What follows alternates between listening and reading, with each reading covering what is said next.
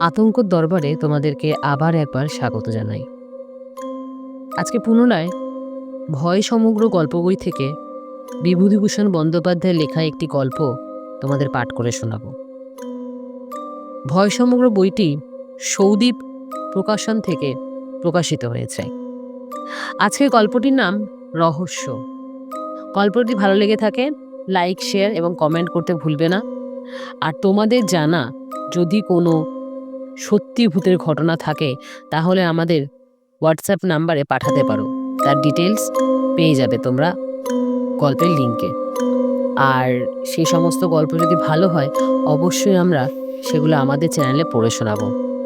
তো বেশি কথা না বাড়িয়ে চলে আসি গল্পতে।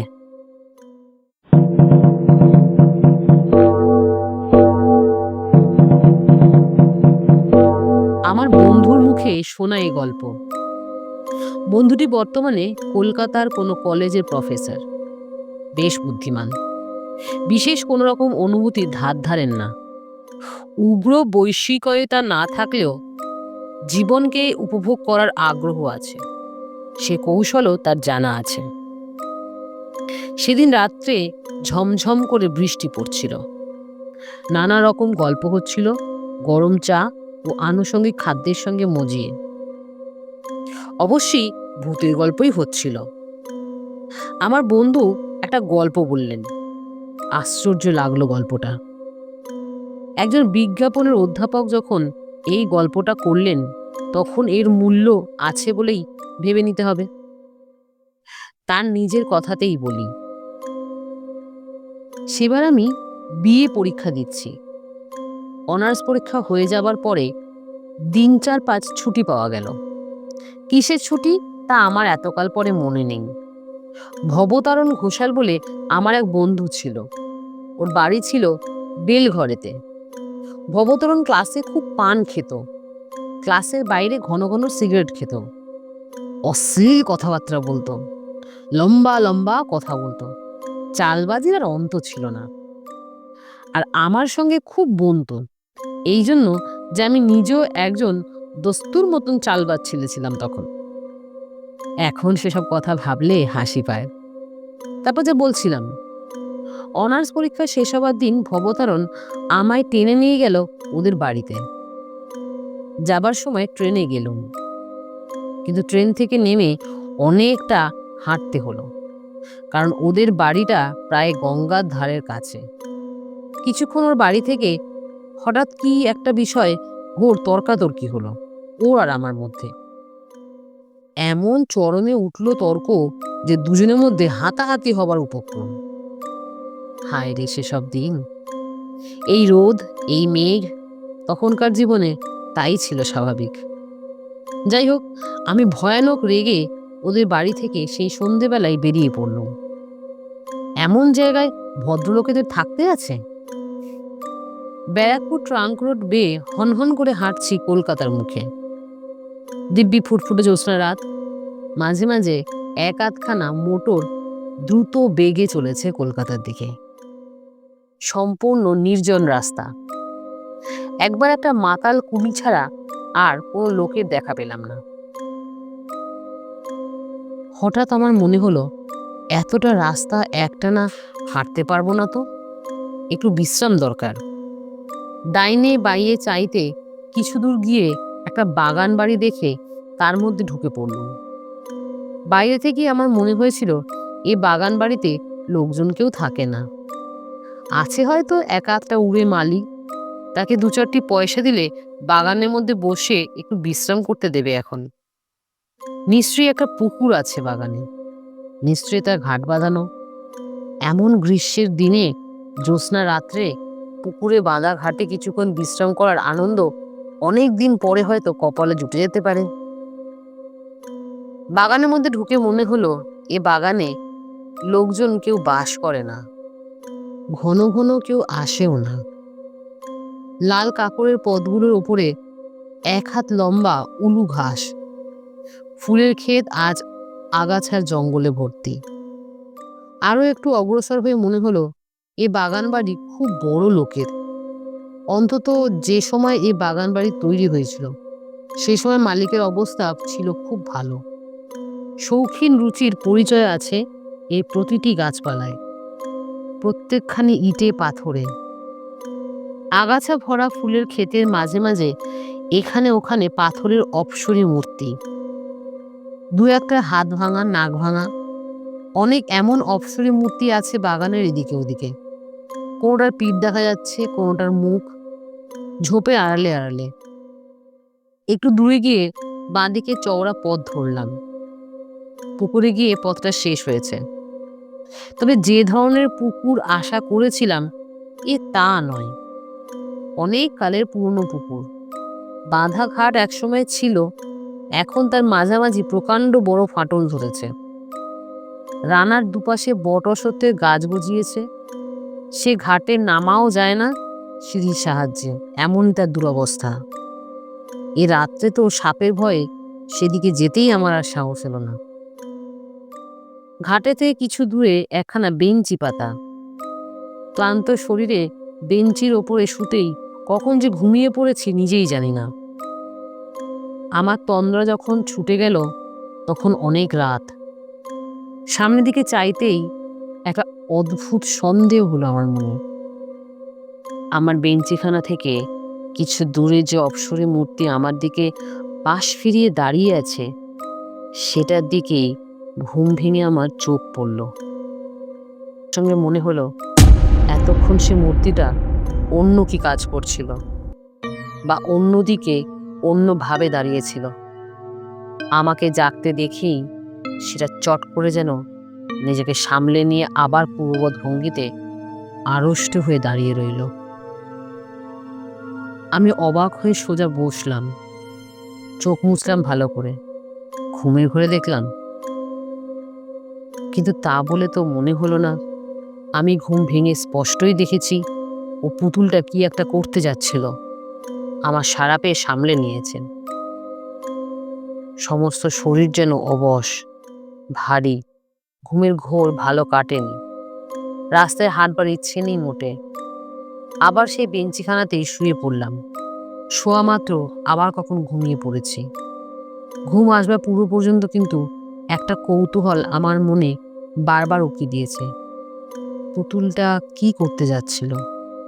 আমায় ঘুম ভেঙে উঠতে দেখে কি করতে করতে ও সামলে গেল।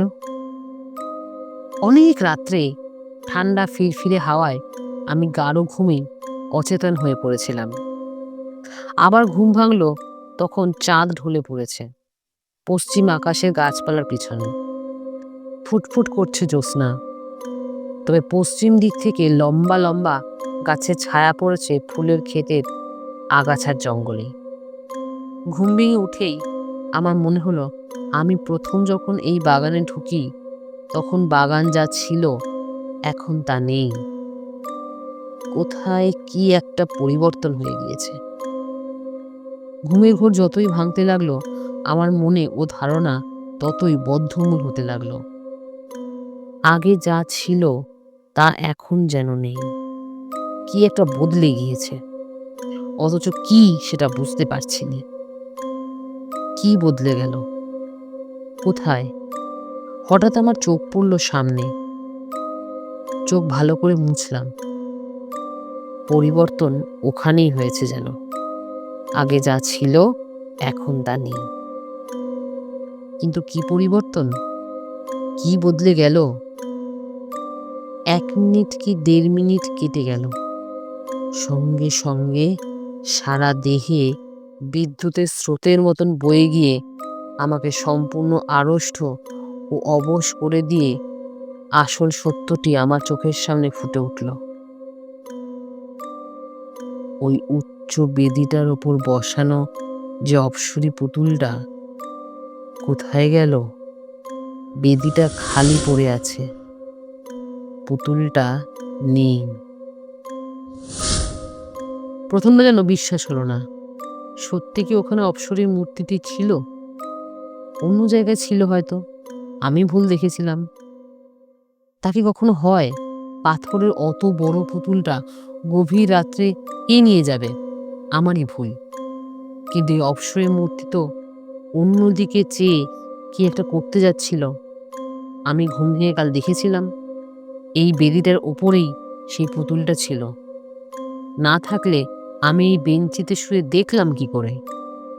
বেশ মনে আছে, প্রথম এই বেঞ্চিতে শুয়ে পুতুলটা প্রথম আমার চোখে পড়েছিল।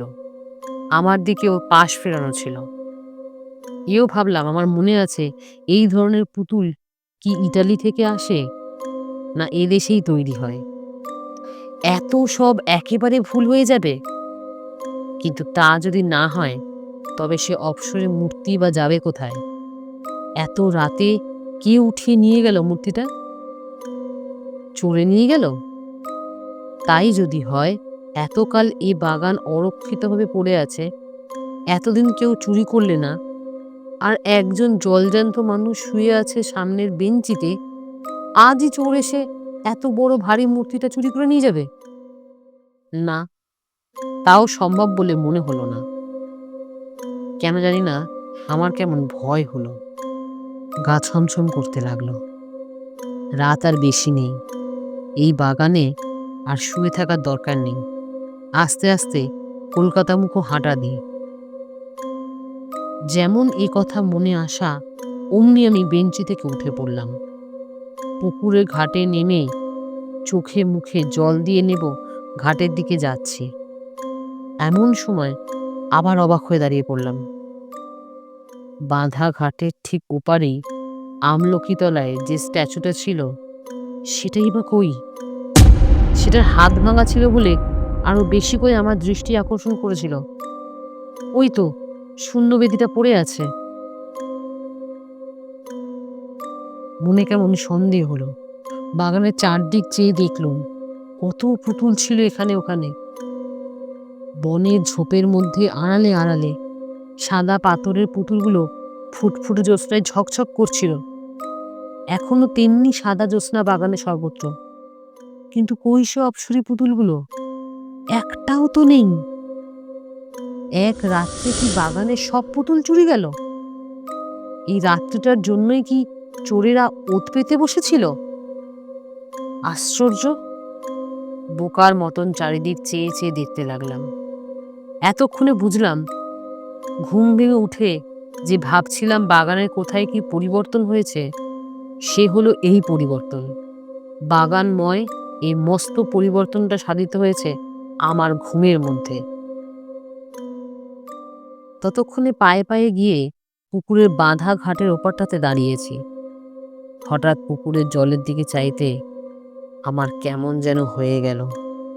সারা শরীর দোল দিয়ে উঠল, ভয়ে, বিস্ময়।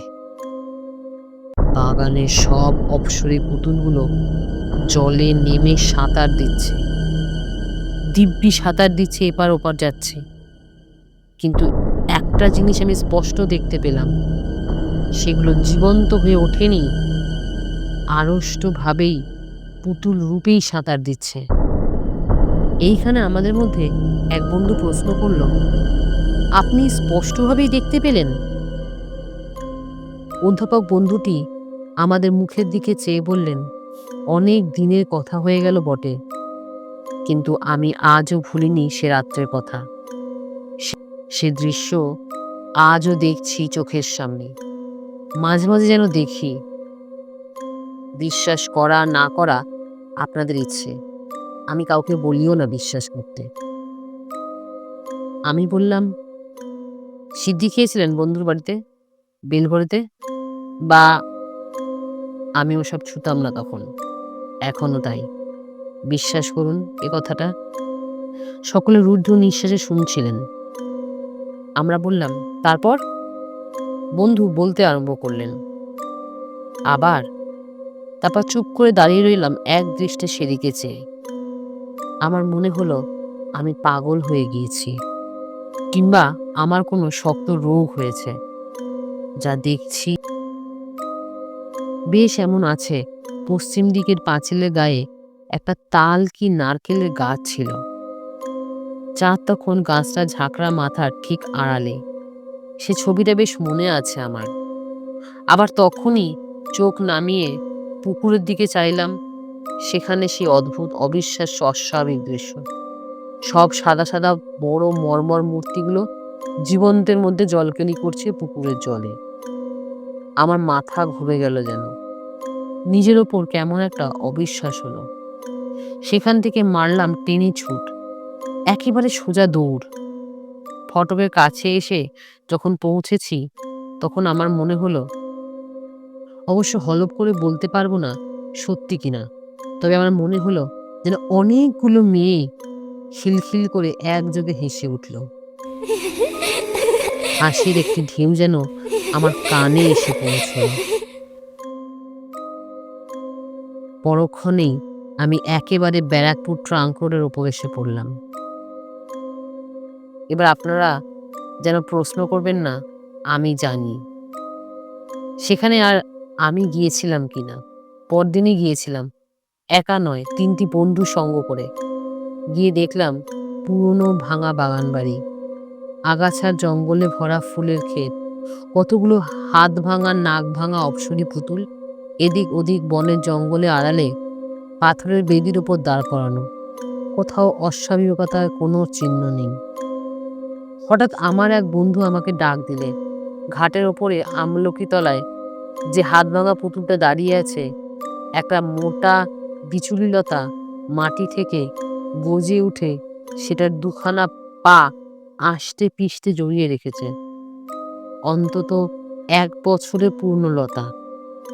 গত বর্ষায় এ বিচুলিলতা গজে উঠেছিল এমনও মনে হয়। লতাটা কোথাও ছেঁড়া নেই, ভালো করে পরীক্ষা করে দেখা গেল। অথচ আমি হলপ করে বলতে পারি এ পুতুলটাও কাল জলে নেমেছিল। অন্তত ও বেদিটা আমি কাল খালি রেখেছি। এই ঘাটের ধারেই তো কতক্ষণ দাঁড়িয়েছিলাম। বন্ধুরা বললেন, তাহলে বিচুলিলতায় এমন থাকে কি করে? এই জড়ানো তো 1 বছর ধরে জড়ানো, রাতারাতি তো গাছটি গজায়নি। ওদের যুক্তি অকাট্য। কি উত্তর দেব ওদের? আমার নিজেরই যখন ক্রমশ অবিশ্বাস হচ্ছে আমার নিজের ওপর।